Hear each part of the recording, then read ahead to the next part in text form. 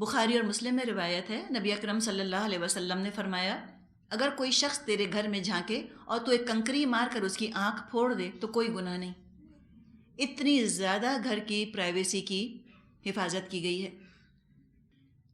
Us violation of privacy میں دیکھیں کہ اگر کوئی کسی کے گھر آ کر اس کی سیل فون سے تصویر کھینچ لیتا ہے تو ایک تو یہ بھی ہمارا اتنا زیادہ پرائیویسی وائلیٹ ہونے لگی ہے کہ وہ نظر آنا تو کیا، وہ تو کسی گھر میں آ کر کوئی بیٹھا ہے اس کی تصویر کھینچ لی جس کا جی چاہا۔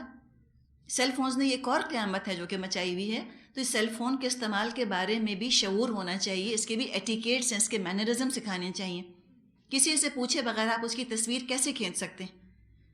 پردے کی بات تو ایک طرف رہنے دیں، کوئی نہیں بھی پردہ کرتا اگر تو بھی تصویر کھینچی جا سکتی ہے کیا اس کی اجازت کے بغیر، اس کے گھر میں بیٹھ کر یا کہیں بھی چلتے پھرتے؟ نہیں، بالکل اسلام کی اجازت نہیں۔ لیکن ہم کیا کریں، اسلامی تربیت ہماری نہیں ہوئی، مینرز ایٹیکیٹس ہم کو نہیں آتے، ہاتھ میں گیجٹس بہت سارے آ گئے ہیں، تو جہاں ان کا اچھا استعمال ہے وہاں ان کا مس یوز بھی بہت زیادہ ہونے لگ گیا ہے، اور خاص طور پہ بچوں کو بہت عادت ہوتی ہے۔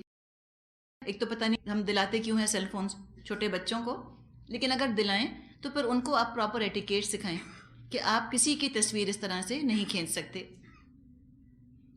ابو داؤد میں روایت ہے عبداللہ بن عباس رضی اللہ عنہما سے، نبی اکرم صلی اللہ علیہ وسلم نے فرمایا، جس نے اپنے بھائی کی اجازت کے بغیر اس کے خط میں نظر دوڑائی وہ گویا آگ میں جھانکتا ہے۔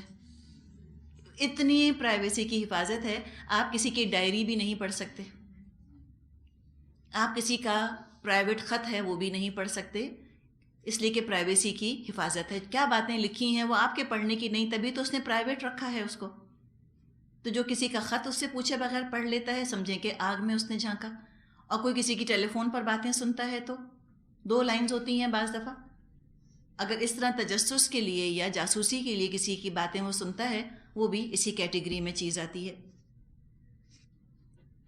آگے فرمایا آیت 29، لیس علیکم جناح ان تدخلوا بیوتا غیر مسکونۃ فیہا متاع لکم واللہ یعلم ما تبدون وما تکتمون۔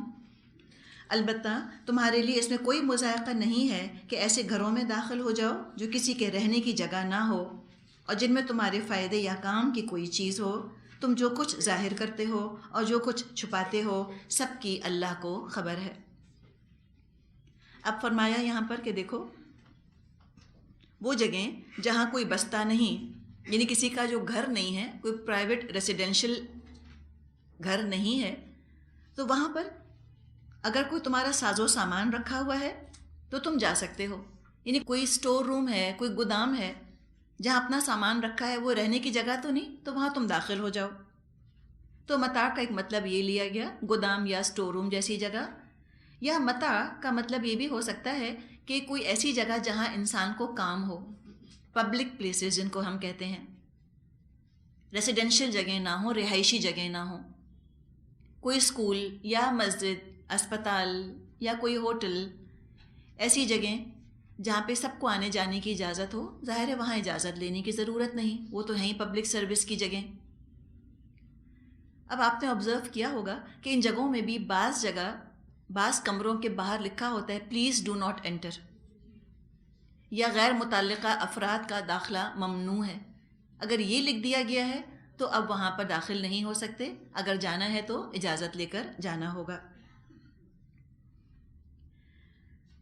آگے اب کچھ پردے کے احکامات ہیں جو کہ آ رہے ہیں۔ اب یہاں سے جو مضمون آگے چل رہا ہے سورہ نور کا، کچھ احکامات دیے جا رہے ہیں جن کے ذریعے سے معاشرے میں ایک نظم، ایک ڈسپلن قائم ہونے میں مدد ملے۔ حقیقت یہ ہے کہ جس معاشرے میں معاشی معاملات قابو میں ہوں، اس کی اکنامکس قابو میں ہو، فائنانس کا معاملہ ریگولیٹڈ ہو، درست ہو، اور مرد اور عورت کے معاملات ریگولیٹڈ ہوں، فائنینشیل ڈسپلن اور سیکس ڈسپلن ہو، وہ معاشرہ دنیا میں ترقی کرے گا، پرسکون ہوگا، خوشی اور خوشحالی، پیس اینڈ پراسپیرٹی اس کو حاصل ہوگی۔ عورتوں اور مردوں کی دولت کا جہاں تک تعلق ہے، پہلے ہم اس کی بات کریں معاشی نظام کی، جہاں تک دولت کا تعلق ہے، چاہے دولت عورت کے پاس ہو چاہے دولت مرد کے پاس ہو، سبھی اس کے محفوظ رکھنے کے قائل ہیں کہ ہاں ان کی حفاظت ہونی چاہیے۔ عزت بھی تو ایک دولت ہے، عزت محفوظ رکھنے پر بھی زور ہونا چاہیے۔ اور اسلام کا نقطہ نظر تو یہ ہے کہ عزت یہ خود بہت قیمتی، بہت بڑی چیز ہے، اور اس میں اسلام مردوں اور عورتوں کے درمیان کوئی فرق نہیں کرتا، لہٰذا جرم چاہے عورت سے ہوا ہو یا مرد سے، سزا ان کی بالکل برابر ہے۔ سورت کا آغاز ہی زنا کی سزا سے ہوا تھا۔ سزا دینا حکومت کا کام ہے۔ حکومت کے درجے، حکومت کے لیول پر بات کر کے پھر معاشرے کی عام فضا کا ذکر ہم نے پڑھا سورہ نور میں، کہ ہر طرف بے حیائی پروموٹ نہیں ہونی چاہیے۔ حکومت اپنا کام کرے، سزائیں نافذ کرے، معاشرے والے اپنا کام کریں، وہ بے حیائی کی حوصلہ شکنی کریں۔ خود انفرادی طور پر فردن مومنوں کے اپنے اپنے اندر یہ جذبہ اٹھے کہ وہ مورل پولیوشن کے نقصانات کو سمجھیں اور ان سے بچنے کی کوشش کریں۔ اس کے لیے مسلسل جد و جہد کرنی ہے، مائکرو مینج کرنے کی ضرورت ہے۔ یہ صرف میکرو سے نہیں ہوگا، صرف حکومت کی ذمہ داری نہیں ہے۔ جیسے آج کل مائکرو کریڈٹ کا آپ نام بہت سن رہی ہوں گی، اسی طرح بے حیائی کا جہاں تک تعلق ہے، زنا کو دور کرنے کا، ایلیمینیشن آف ایڈلٹری کا جہاں تک تعلق ہے، اس کے بارے میں بھی مائکرو لیول پر مینج کرنا ہوگا، مائکرو مینج کرنے کی ضرورت ہے۔ ایک ایک فرد اس کے بارے میں محتاط رہے۔ اخلاقی نقصان بتا دیا گیا کہ بے حیائی کا نقصان کتنا ہے۔ یہ ساری باتیں اب تک ڈسکس ہو گئی ہیں سورہ نور میں۔ اب یہ سب باتیں کر کے یہاں مردوں سے سب سے پہلے ہم خطاب پڑھیں گے، ان کو ان کی ذمہ داری بتائی جائے گی کہ اب تمہاری ذمہ داری کیا ہے۔ پھر عورتوں سے الگ بات کی جائے گی کہ اب تمہاری اے عورتوں تمہاری ذمہ داری کیا ہے۔ پھر خواتین کے لباس کے بارے میں کچھ باتیں آئیں گی، ستر اور حجاب کے احکامات دیے جائیں گے۔ تو یہ درجہ و درجہ جب ہم ان چیزوں کو دیکھتے ہیں، سورہ نور میں ان کو پڑھتے ہیں، تو صاف طور پہ یہ بات سامنے آتی ہے کہ معاشرے سے بے حیائی کو ختم کرنا اور معاشرے سے زنا کو ختم کرنا سب کی مشترک ذمہ داری ہے۔ It's a common responsibility. اگر کوئی یہ کہتا ہے کہ جی بس عورتوں کو برقعے پہنا دو، یہی فتنے کی جڑ ہے، سب سے پہلے یہ عورتیں کور کر لیں اپنے آپ کو، اور جیسے ہی عورتیں جو ہیں وہ برقعے پہنیں گی سارا معاشرہ پاکیزہ ہو جائے گا، اگر کوئی یہ کہتا ہے، انتہائی غیر معقول بات کہتا ہے، انتہائی غیر اسلامی بات کہتا ہے، یہ غیر اسلامی نقطۂ نظر ہے۔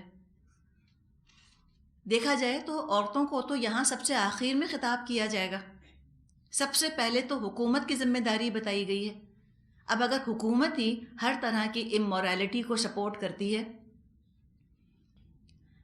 غیر اخلاقی کام کرنے والوں کو جن کا پیشہ ہی یہ ہے، ان کو میڈلز دیے جاتے ہیں اور وہ اسٹیٹ گیسٹ بنتے ہیں اور ان کو بہت عزت کے ساتھ بلایا جاتا ہے وفود کی ڈیلیگیشنز کی شکل میں، اور بڑے بڑے معاشرے کے اعلیٰ حکام ان مجلسوں محفلوں میں جا کر بیٹھتے ہیں، ان کی زینت بنتے ہیں، تو پھر عورتیں کیا کریں گی؟ عورتوں کے پردے سے کیا ہو جائے گا جب حکومت بے حیائی کی سرپرستی کرنے والی بن جائے؟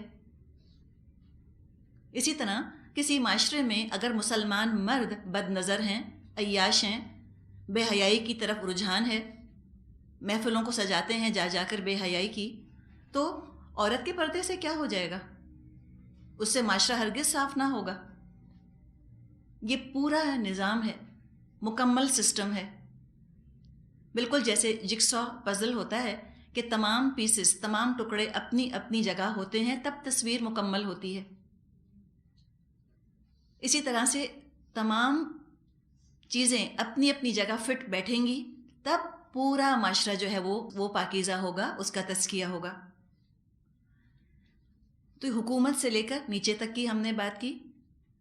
اب اگر ہم ترتیب تھوڑی سی پلٹیں، ہم نیچے سے اوپر اگر جائیں تو یہ بھی حقیقت ہے کہ حکومت اگر زنا کی سزا دینی شروع کر دے، تو صرف کوڑوں سے بھی خاتمہ نہیں ہونے والا. کوئی حکومت اس وقت شرعی سزا یہ نافذ کر دیتی ہے، خاتمہ نہیں ہوگا اگر چین میں جو آخری کڑی ٹانکی گئی ہے عورت، اگر عورت اپنا فرض پورا نہ کرے، اگر عورت پردہ نہیں کرتی، ستر حجاب کے احکامات کی پابندی نہیں کرتی، معاشرے کا تزکیہ نہیں ہوگا، کوڑوں سے ہرگز نہیں ہوگا. اس لیے کہ یہ حقیقت ہے کہ بے پردگی معاشرے میں برائی کی فضا پیدا کرنے میں مددگار ہوتی ہے، معاون ہوتی ہے. بے حیائی کی فضا کو ایگریویٹ کرتی ہے بے پردگی. جیسے آپ نے سنا ہوگا کہ کچھ چیزیں ہیں جیسے اسموکنگ کے بارے میں کہتے ہیں، اسموکنگ وہ کہتے ہیں smoking does not cause cancer, it aggravates cancer, یہ کہتے ہیں. واللہ عالم. پہلے تو یہی کہا جاتا تھا کہ سگریٹ نوشی سے کوئی ڈائریکٹلی کینسر نہیں ہوتا، لیکن کینسر جو ہے اس کا ایک طرح سے اضافہ ہو جائے گا اس کے اندر. اب تو وہ یہ کہتے ہیں کہ کوئی پبلک میں اسموکنگ نہ کرے، باقاعدہ رولز بنا لیے گئے ہیں، قانون دے دیا گیا ہے ملکوں کے اندر. اس لیے کہ جو پیسو اسموکرز ہوتے ہیں، جو صرف سگریٹ کا دھواں سونگھ رہے ہوتے ہیں، ان کی صحت خطرے میں پڑ رہی ہوتی ہے. پیسو اسموکرز کہتے ہیں ان کو. لہٰذا انہوں نے کہا کہ یہ آپ کی ذمہ داری ہے کہ آپ پبلک میں بیٹھ کے سگریٹ نہیں پئیں گے. سب نے قبول کر لیا، اس لیے کہ کام ایک شخص کر رہا ہے، نقصان دوسرے کو پہنچ رہا ہے. تو سوشلی رسپانسبل بیہیویئر ہے کہ پبلک میں بیٹھ کر سگریٹ نہ پیا جائے. بالکل اسی طرح عورت کی بھی سوشل رسپانسبلٹی ہے. سوشلی رسپانسبل بیہیویئر ہے کہ عورت ایک خاص طرح کا لباس پہن کے غیر محرم مردوں کے سامنے آئے. تو ان آیات کو پڑھ کے جو سورہ نور میں آتی ہیں، ہر شخص اپنی ذمہ داری متعین کر لے. انگلیاں اٹھانے کے بجائے کہ اس کو یہ کرنا چاہیے، اس کو یہ کرنا چاہیے، اپنی طرف انگلی پوائنٹ کر لے، مجھے کیا کرنا چاہیے. اپنا رول دیکھ لے کہ میری کیا ذمہ داری بنتی ہے اس پوری چین کے اندر. اب یہاں شروع ہو رہی ہے آیت مردوں سے خطاب سے. آیت نمبر 30 فرمایا قل للمؤمنین یغضوا من ابصارہم ویحفظوا فروجہم ذلک ازکی لہم ان اللہ خبیر بما یصنعون. اے نبی صلی اللہ علیہ وسلم، مومن مردوں سے کہیے اپنی نظروں میں سے بچا کر رکھیں اور اپنی شرمگاہوں کی حفاظت کریں، یہ ان کے لیے زیادہ پاکیزہ طریقہ ہے جو کچھ وہ کرتے ہیں، اللہ اس سے باخبر ہے. لفظ بڑا اہم ہے، ان اللہ خبیر بما یصنعون. جو بناتے ہیں، جو صنعت کے ساتھ وہ بناتے ہیں، اللہ اس سے خوب باخبر ہے. کیا ان کا امیجنیشن ہے، کیا وہ سوچتے ہیں، اللہ ہر چیز کو جانتا ہے. دماغوں کے اندر انہوں نے کیا چیز، کیا شبیہ بنائی ہے، کیا فینٹیسائز کیا ہے کسی عورت کو دیکھ کر، اللہ سب جانتا ہے. اور یہ حقیقت ہے کہ عورت کو دیکھ کر مرد کا ذہن کام کرنا شروع کر دیتا ہے. اس کو ہم فینٹیسائزنگ کہتے ہیں. وہ اپنے ہی شہوت میں مغلوب ہو کر اس عورت کو اس طرح سے، اس حلیے میں، اس حالت میں اپنے دماغ میں دیکھنا شروع کر دیتا ہے جہاں وہ چاہ رہا ہوتا ہے. عورت کے تو وہم و گمان میں بھی نہیں کہ یہ مرد میرے بارے میں کیا سوچ رہا ہے، کیا فینٹیسائز کر رہا ہے. اور یہ دماغ کی گندگی کا آغاز نظر کی گندگی سے ہوگا. جب نظر بد پرہیزی کرے گی تو سوچ بیمار ہوگی. تو یہیں پر آپ دیکھیں کہ پہلا مرحلہ بیان کیا گیا یغضوا من ابصارہم، اور آخری مرحلہ یحفظوا فروجہم، نظروں کی حفاظت کریں، نظریں نیچی رکھیں تاکہ شرمگاہوں کی حفاظت ہو. پتہ چلا کہ زنا کی ابتدا نظر سے ہوتی ہے. ابتدا بے حیائی کی نظر سے ہوتی ہے اور بے حیائی کی انتہا زنا پر ہوتی ہے. عبداللہ بن مسعود رضی اللہ عنہ سے روایت ہے، نبی اکرم صلی اللہ علیہ وسلم نے فرمایا، نظر شیطان کے تیروں میں سے ایک زہریلا تیر ہے. جو شخص باوجود دل کے تقاضے کے اپنی نظر پھیر لے، میں اس کو بدلے میں ایسا پختہ ایمان دوں گا جس کی لذت وہ اپنے قلب میں محسوس کرے گا. ایک نظر ڈال لی، دیکھنے والی چیز اچھی لگی، دل نے کہا اس عورت کو دوبارہ دیکھو، نہیں، مرد کو چاہیے کہ نظر اپنی نیچی کر لے، دوسری نظر نہ ڈالے، تو اس کے بدلے میں اللہ تعالیٰ اس کے دل میں ایمان کی حلاوت، ایمان کی لذت جو ہے وہ پیدا کر دے گا۔ ایک حدیث میں آتا ہے انسان اپنے تمام حواس سے بدکاری کرتا ہے، یعنی سارے 5 سینسز سے بدکاری ہو سکتی ہے، اور آخر میں شرمگاہ یا تصدیق کر دیتی ہے یا تکذیب کر دیتی ہے۔ بائبل میں یہی بات آتی ہے کہ looking at a woman with lust is adultery, گندی نظر سے کسی عورت کو دیکھنا زنا کے برابر ہے۔ تو یہاں مردوں سے فرمایا گیا اپنی نظر میں سے بچا کر رکھیں، یغضوا من ابصارہم، غین ضاد کے معنی ہیں کسی چیز کو گھٹا دینا، کم کر دینا۔ اب اس کا کیا مطلب ہے؟ کیا اس کا مطلب یہ ہے کہ مرد ہر وقت بس نیچے ہی دیکھتے رہیں؟ مراد یہ نہیں ہے نظر گھٹانے کا، مراد یہ ہے کہ نگاہ کو ان چیزوں سے بچانا ہے جو ناجائز ہوں۔ یعنی مردوں کے لیے جائز نہیں ہے کہ وہ عورتوں پر نظریں گاڑ دیں، بری نظر سے، شہوت کی نظر سے نہ دیکھیں، اس سے منع کیا گیا۔ برے خیالات کے ساتھ ان کو نہ دیکھیں، ایک خاص انداز سے دیکھنے سے منع کیا جا رہا ہے، اور جو دیکھ رہا ہے وہ خوب اچھی طرح جانتا ہے کہ اس کی نظر کیسی ہے۔ جو عورت سامنے ہے، بعض دفعہ یہ کہتے ہیں کہ عورتیں لباس ایسا پہنتی کہ مرد گھورتے ہیں ان کو، غلط۔ جو مرد کی ذمہ داری ہے اس کو نظر نیچی رکھنی ہے۔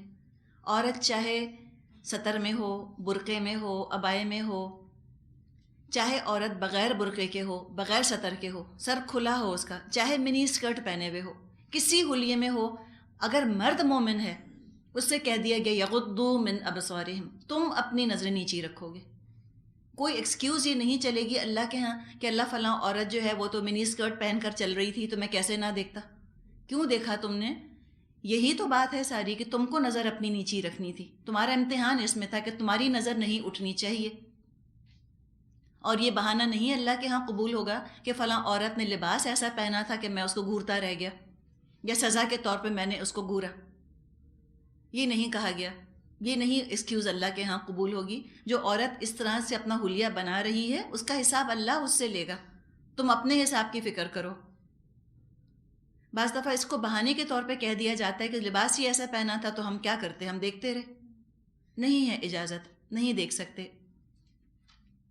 جس طرح مرد عورتوں کو نہ دیکھیں، اسی طرح بعض دفعہ خواتین بھی خواتین کو بہت گھورتی ہیں، وہ بھی اچھا نہیں ہے۔ مثال کے طور پہ ایک خاتون ہیں، وہ پردہ کرتی ہیں، اب اسی مجلس میں ایک اور خاتون آ گئی، ہو سکتا ہے سلیو لیس پہنا ہو انہوں نے یا کوئی ریویلنگ کپڑے پہنے ہوں، اب سب جب اس کو گھورنا شروع کر دیتے ہیں تو بہت برا لگتا ہے۔ یہ بعض عورتوں کی عادت ہوتی ہے کہ دوسری عورتوں کو بس وہ دیکھتی ہی چلی جاتی ہیں نظر جما کر، یہ بھی اچھا نہیں۔ خواتین کو بھی چاہیے کہ وہ دوسری خواتین کو بھی اس طرح نظر جما کر اور گھور گھور کے نہ دیکھیں، اور مردوں کو دیکھنے کا تو ذکر آگے آ ہی جائے گا۔ اب یہ جو حکم ہے کہ نظر نیچی رکھیں، اس میں یقیناً استثناءات ہونی چاہیے، ایکسیپشنز ہونے چاہیے۔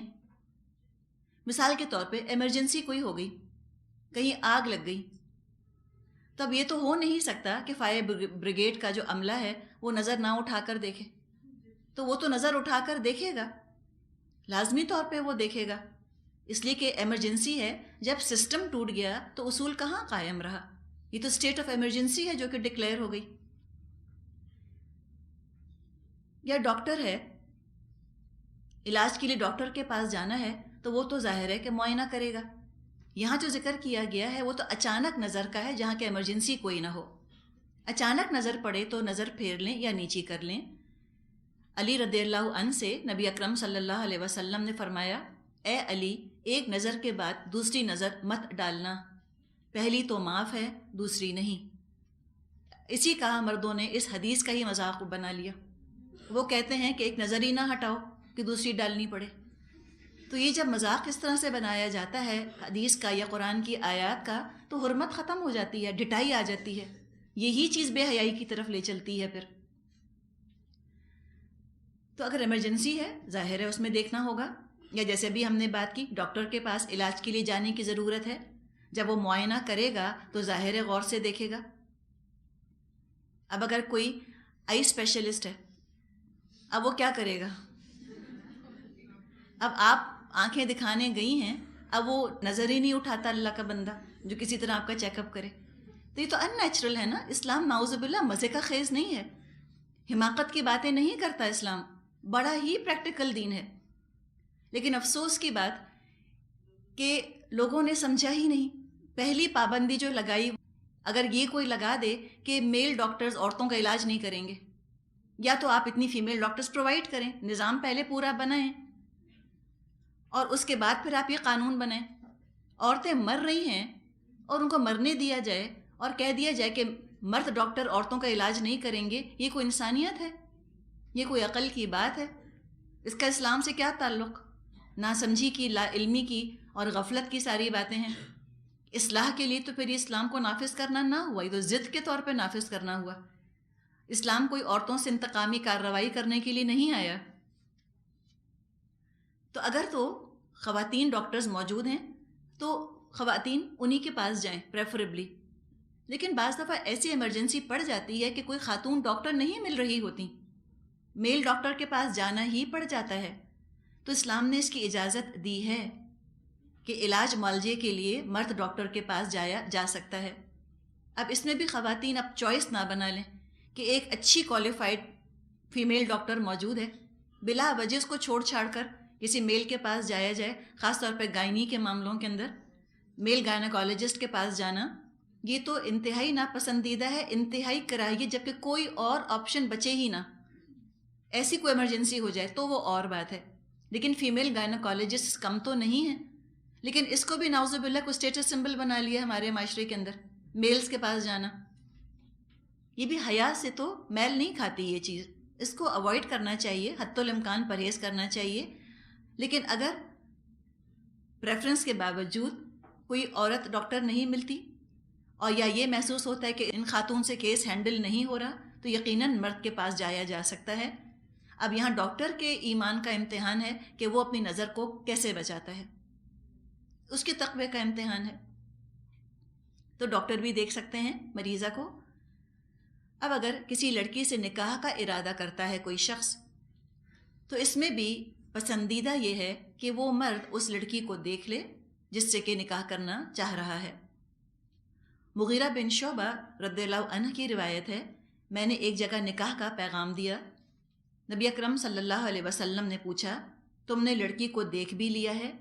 میں نے عرض کیا نہیں۔ تو کیوں نہیں دیکھا؟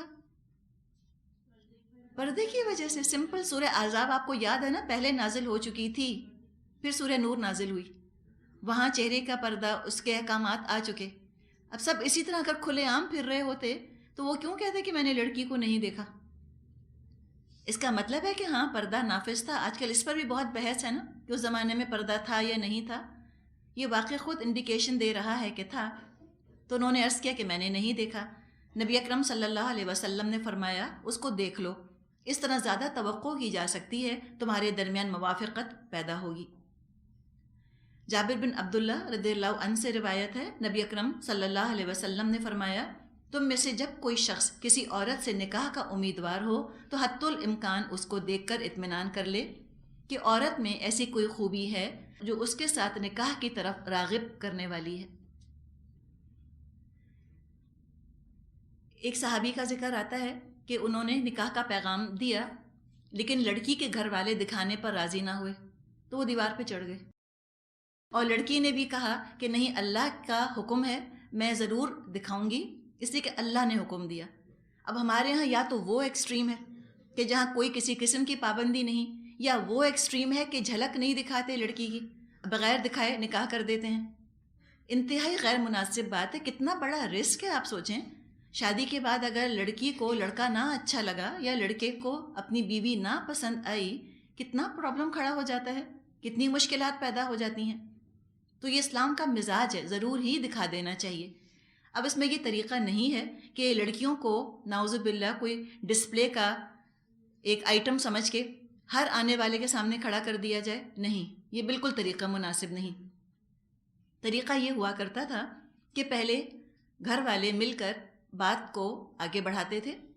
جب یہ محسوس ہونے لگتا تھا کہ ہاں ساری باتیں جو ہیں وہ مناسب ہیں، ہمیں خاندان بھی پسند ہے، اب لڑکے نے بھی گھر والوں کو ایک طرح سے دیکھ لیا، ہر طرح سے اطمینان ہو گیا، اور لڑکی کا حال حلیہ کچھ نہ کچھ ماں بہنوں کے ذریعے پتہ چل ہی جاتا ہے کیسی ہے، تو جب اتنی زیادہ بات آگے بڑھ جائے پھر آخر میں ضرور ہی دکھا دیا جائے۔ اور آج کل تو بہترین طریقہ ہے تصویر دکھا دینے کا، یہ بھی اچھا طریقہ ہے۔ اور دکھانے میں بھی انشاءاللہ آگے ہم دیکھیں گے کہ بات کس کی جا رہی ہے، چہرے کی۔ یہ نہیں کہا جا رہا کہ لڑکی بالکل بغیر سطر کے آ کے اس طرح لڑکوں کے سامنے بیٹھ جائے، یہ چیز مناسب نہیں ہے۔ تو یہ آپ نے یعنی کہ دیکھنے پر آپ نے زور دیا کہ تم اس کو دیکھ لو، تاکہ کوئی خوبی تمہیں ایسی نظر آ جائے جو تم کو اچھی لگے، تمہارا دل چاہے کہ ہاں اس لڑکی سے میرا نکاح ہو جانا چاہیے۔ پھر شناخت کے لیے بھی دیکھنا جائز ہے، الاؤڈ ہے۔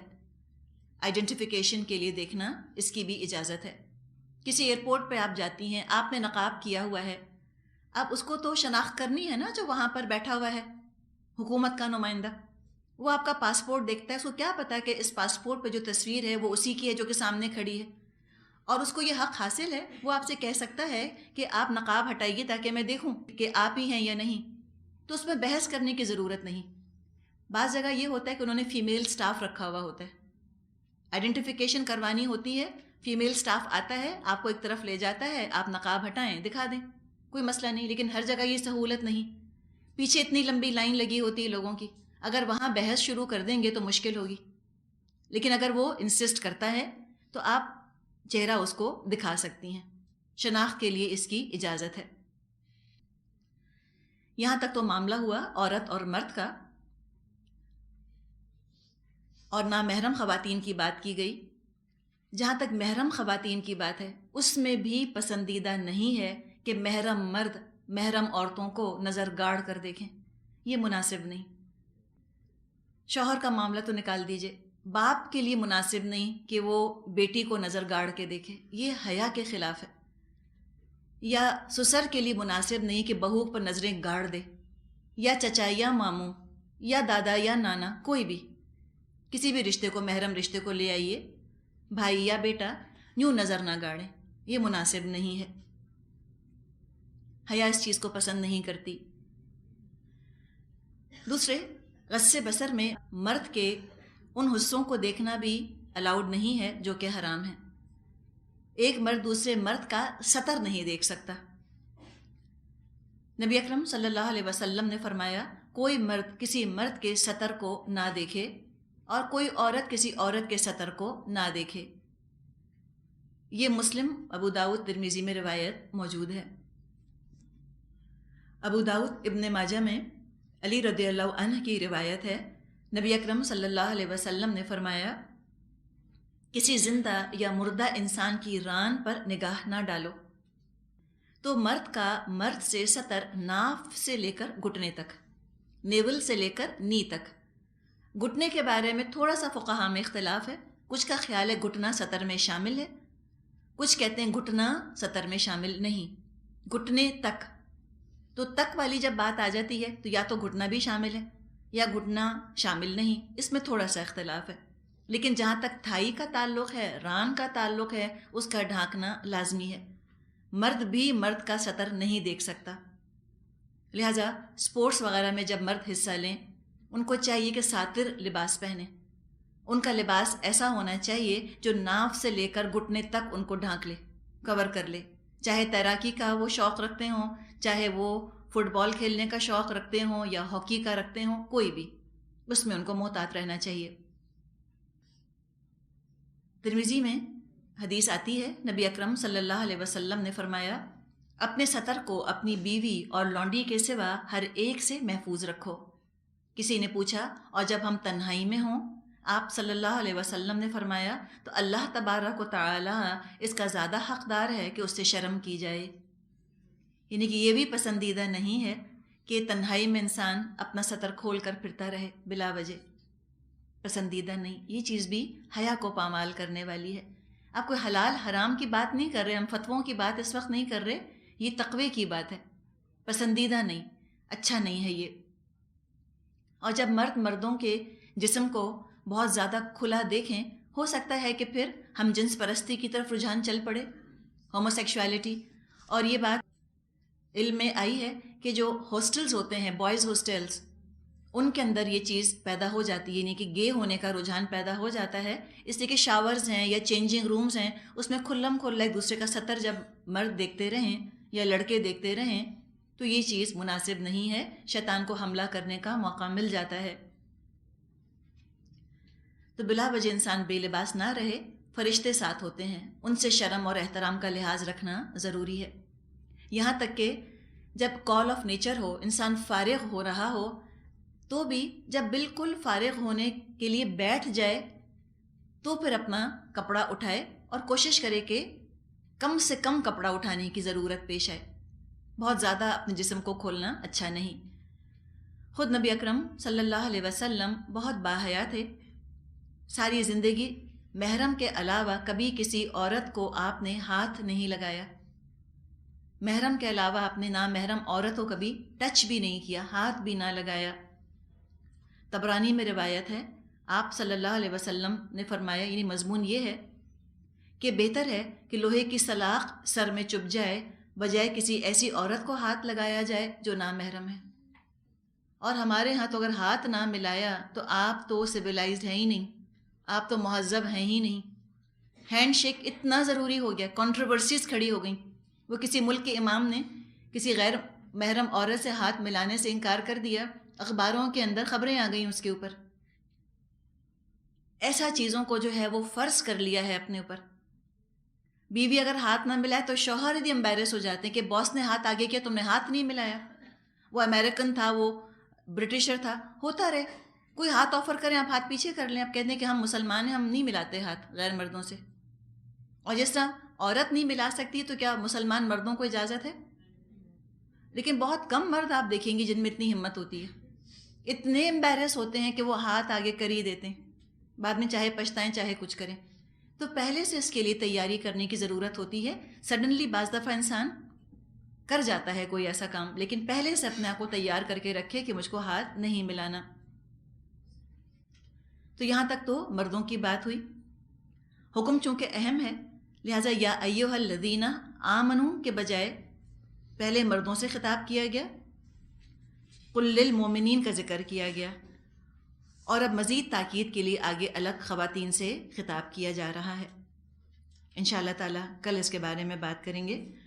سبحانک اللہم و بحمدک، نشہد ان لا الہ الا انت، نستغفرک و نتوب الیک، نحمدہ و نصلی علی رسولہ الکریم، اما بعد فاعوذ باللہ من الشیطان الرجیم، بسم اللہ الرحمن الرحیم، رب اشرح لی صدری ویسر لی امری واحلل عقدۃ من لسانی یفقہوا قولی، اللہم ارنا الحق حقا وارزقنا اتباعہ وارنا الباطل باطلا وارزقنا اجتنابہ، آمین یا رب العالمین۔ سورۃ النور آیت نمبر 31 وَقُلْ لِلْمُؤْمِنَاتِ يَغْضُضْنَ مِنْ أَبْصَارِهِنَّ وَيَحْفَظْنَ فُرُوجَهُنَّ، اور اے نبی صلی اللہ علیہ وسلم مومن عورتوں سے کہہ دیجئے اپنی نظریں بچا کر رکھیں اور اپنی شرمگاہوں کی حفاظت کریں۔ اب یہاں پر خواتین سے آخر میں خطاب کیا جا رہا ہے، مومن عورت کو اس کی ذمہ داری سے مطلع کیا جا رہا ہے کہ تمہاری کیا ذمہ داری ہے۔ فرمایا اے نبی آپ فرما دیجئے مومن عورتوں سے۔ اللہ تعالیٰ خود بھی خطاب کر سکتا تھا، اے وہ خواتین جو کہ ایمان لائی ہو، یا ایتھا المؤمنات فرمایا جا سکتا تھا، لیکن نبی اکرم صلی اللہ علیہ وسلم کے ذریعے سے پیغام پہنچایا جا رہا ہے۔ اللہ کا پیغام انتہائی با عظمت خود سے، اور پھر پہنچانے والا کتنا با عظمت، ان کے ذریعے سے فرمایا گیا۔ اطیعوا اللہ اطیعوا الرسول، دونوں چیزیں اس کے اندر آ گئیں کہ آپ کہہ دیجئے مومن خواتین سے یغضضن من ابصارہن، من ابصاریہن، اپنی نظروں میں سے بچا کر رکھیں۔ اس سے پتہ چلا کہ مطلقاً دیکھنے کی پابندی نہیں ہے، بات یہ کہی جا رہی ہے کہ غلط انداز، غلط جذبات کے ساتھ نہ دیکھیں۔ دیکھنے والی خود اچھی طرح سمجھتی ہے کہ اس کی نظر کس طرح کی پڑ رہی ہے۔ اگر دیکھنے سے کوئی غلط جذبہ دل میں ابھرتا ہے، کوئی شہوت پیدا ہوتی ہے مرد کو دیکھ کر، نہ دیکھے، نظر جھکا لے۔ کسی مرد کو دیکھ کر اٹریکشن پیدا ہوئی، کشش محسوس ہوتی لگے تو نظریں ہٹا لینی چاہیے۔ اور یہ جو اللہ تعالیٰ نے غض بصر کا حکم دیا ہے، اس کو غض بصر کہا جاتا ہے، عورتوں کے لیے بھی اور مردوں کے لیے بھی جو حکم ہے، دیکھا جائے تو انسان کے ذہنی سکون کو فراہم کرنے والی چیز ہے۔ اتنا اللہ نے کرم کیا کہ اللہ تعالیٰ نے ہم سے یہ کہہ دیا کہ ایسی چیز کو دیکھو بھی مت جس کو تم حاصل نہیں کر سکتے۔ ونڈو شاپنگ کا کیا فائدہ جب وہ چیز تمہارے قابو میں نہیں آ سکتی؟ کیوں اپنے آپ کو پریشان کرتے ہو؟ کیوں اپنی سوچوں کو گندا کرتے ہو؟ کیوں تم اپنے ذہنوں کو پلیوٹ کرنا چاہتے ہو؟ جب وہ چیز تمہاری نہیں تو کیا فائدہ تم کو اچھی لگے؟ تو بہتر ہے کہ تم اپنے آپ کو اس پریشانی سے، اس سینس آف ڈپریویشن سے یا اس طرح کے احساس محرومی سے اپنے آپ کو بچا کر رکھو۔ جو اللہ نے تم کو چیز دی ہے جس سے کہ تمہاری ضرورت، تمہاری حاجت، تمہاری شہوت پوری ہوتی ہے، اس پر نظر ڈال لو، اس کو دیکھ لو۔ اور ایسی چیزوں کو دیکھنے کا، ایسے لوگوں کو دیکھنے کا کیا فائدہ جن کو حاصل نہ کیا جا سکے، اور ان کے لیے نعوذ باللہ دلوں کے اندر شہوت اور شہوانی جذبات بھڑکتے رہیں اور انسان کا ذہن گندا ہو کے رہ جائے۔ تو لہٰذا کہا گیا کہ اپنی نظروں میں سے بچا کے رکھیں۔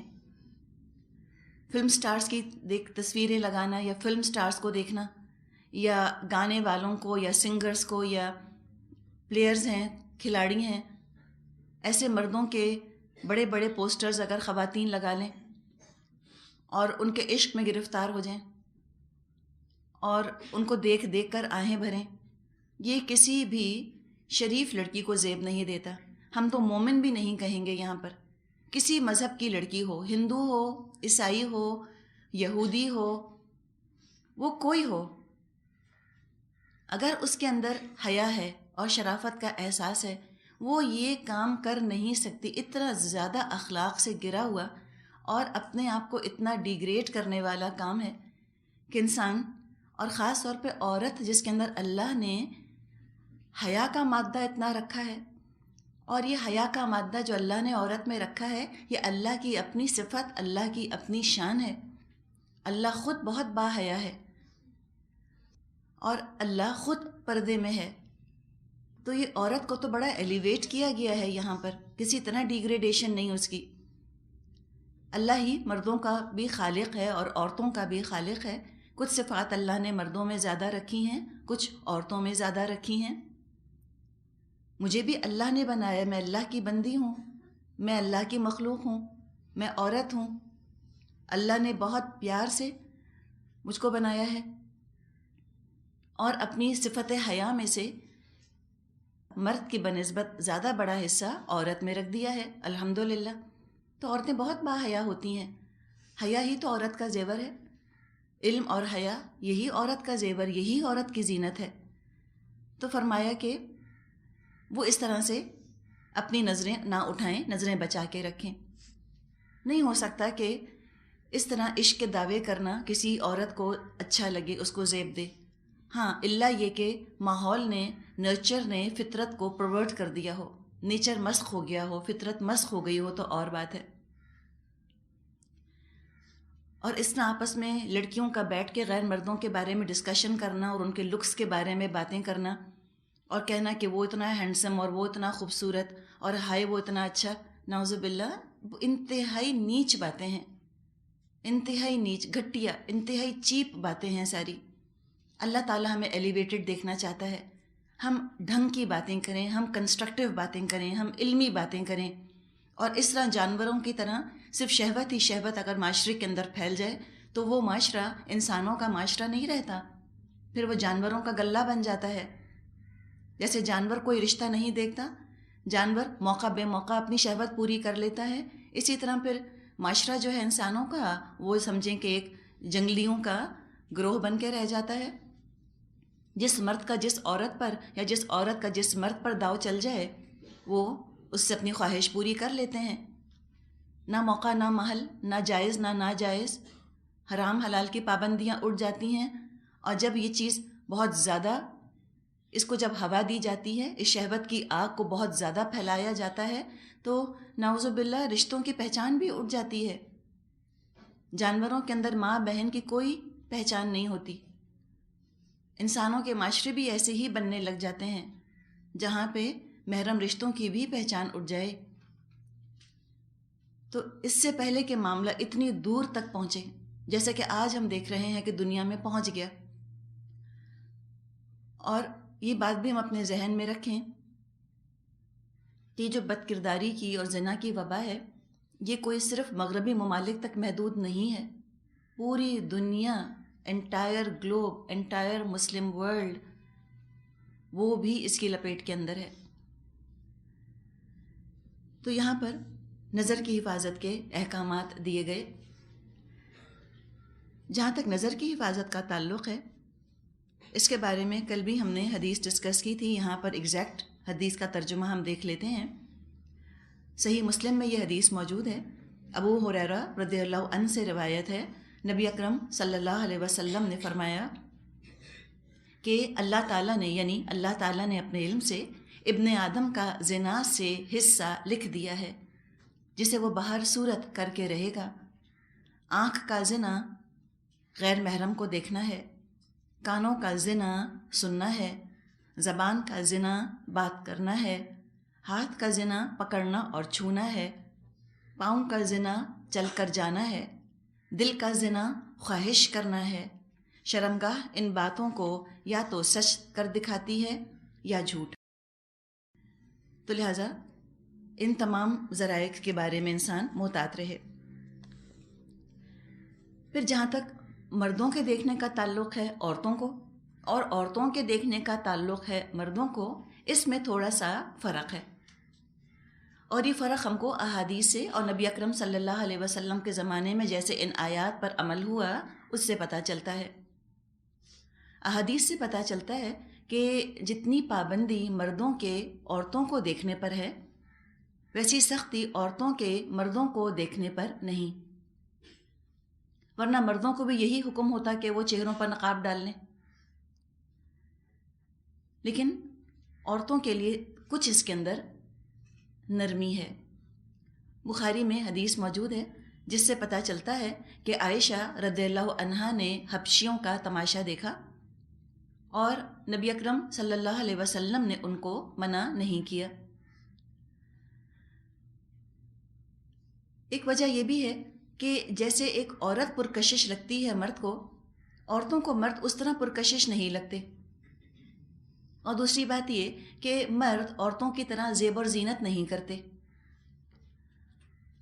اپنا بھی ہم یہ تجربہ دیکھتی ہیں کہ اگر ایک مرد ایک عورت جا رہا ہو، عورت زیادہ اٹریکٹیو لگتی ہے نا، مراد ہے کہ اس کے کپڑے زیادہ غور سے دیکھے جاتے ہیں، اس کا میک اپ، اس کا زیور، اس کو زیادہ غور سے دیکھا جاتا ہے، یعنی دیکھنے کی چیزیں عورت میں زیادہ ہیں بنسبت مرد کے، حقیقت ہے۔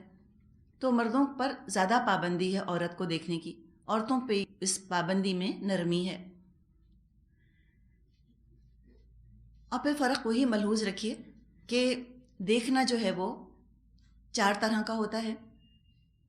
عورت کا مرد کو یا مرد کا عورت کو دیکھنا اگر ہم 4 کیٹیگریز میں ڈیوائڈ کر لیں، پہلا یہ کہ محرم عورتوں کو اور محرم مردوں کو دیکھنا وہ جائز ہے، اور اس کی بھی جو اپنی ایک لمیٹیشن ہے، پروٹوکول ہے، اس کے بارے میں بھی یہ احساس رہے کہ محرم عورتیں اور محرم مرد جو ہے وہ محرم عورتوں کو بھی بہت نظریں گاڑ کے نہ دیکھیں۔ ہاں، شوہر بیوی کا معاملہ وہ تو الگ ہی معاملہ ہے، تو ایسا دیکھنا جو کہ جائز ہے۔ ایک دیکھنا جو کہ ضرورت کے تحت ہے، اس کی بھی اجازت ہے۔ ایک دیکھنا شہوت کے تحت ہے، اس کی اجازت نہیں، الا یہ کہ زوج ہو یا کنیز ہو، تو شہوت کے تحت دیکھنے کی اجازت نہیں۔